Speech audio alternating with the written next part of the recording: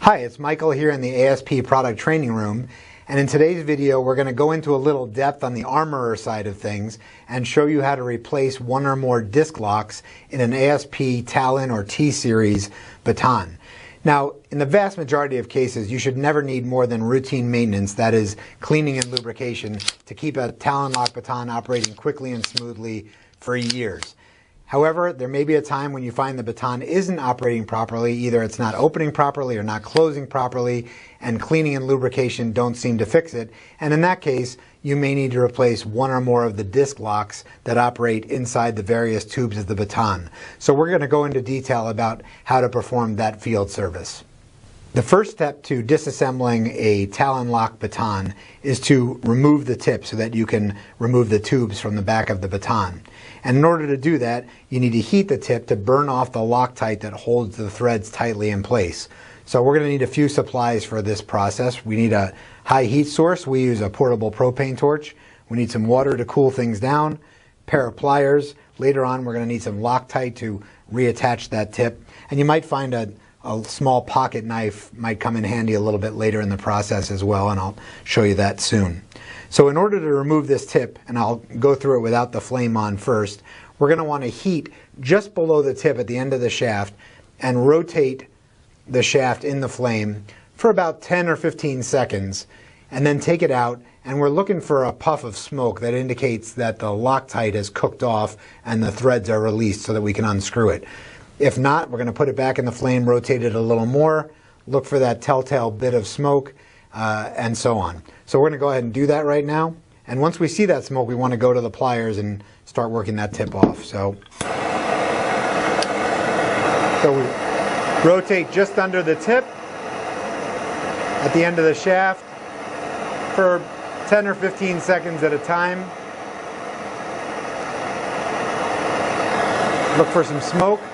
Starting there, I'm going to give it a little bit longer, heat it up a little more, and there's some smoke right there. We want to get our pliers, put them on the tip. We'll break those threads free. All right, good, we get it started. You can lose the torch, and once we get it started, you ought to be able to cool it down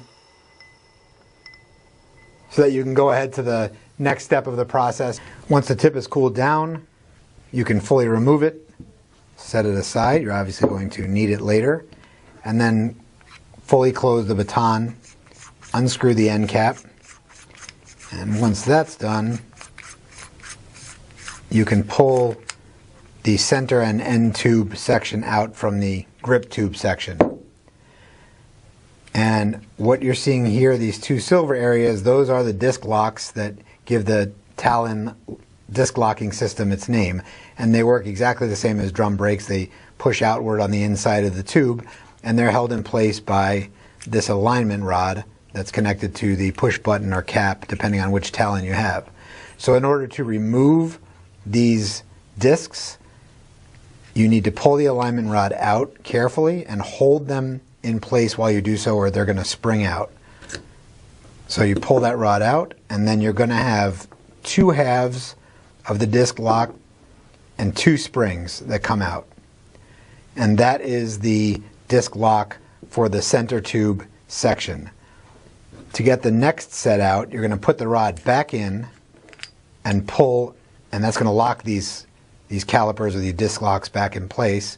Pull the end tube out and go through the same process. Now, for expediency of this demonstration, I'm going to leave the disc locks in place on the end tube, but if I wanted to remove those, I'd squeeze them in place, pull the alignment rod all the way out, and I'd wind up with a smaller version of the same thing that you see right here.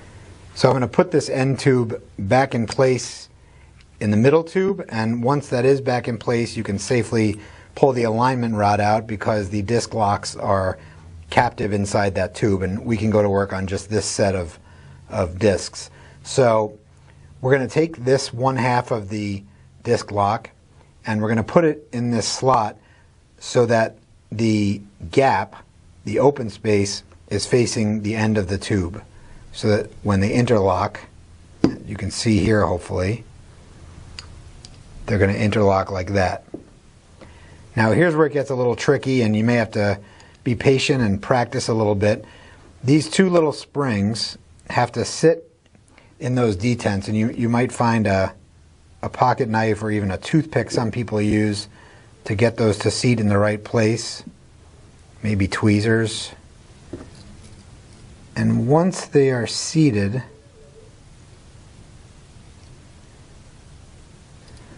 you're going to put the other half of the disc in place, and then the second part of the patient's trick is to get that spring to sit in the detent on both sides.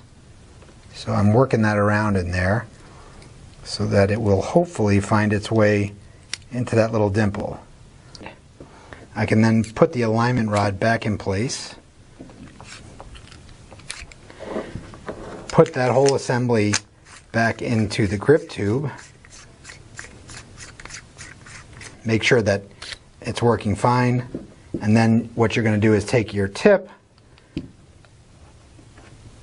start to thread it back into the shaft, put a couple of drops of Loctite onto the threads and let it work itself around, and then finish tightening it and let that set in.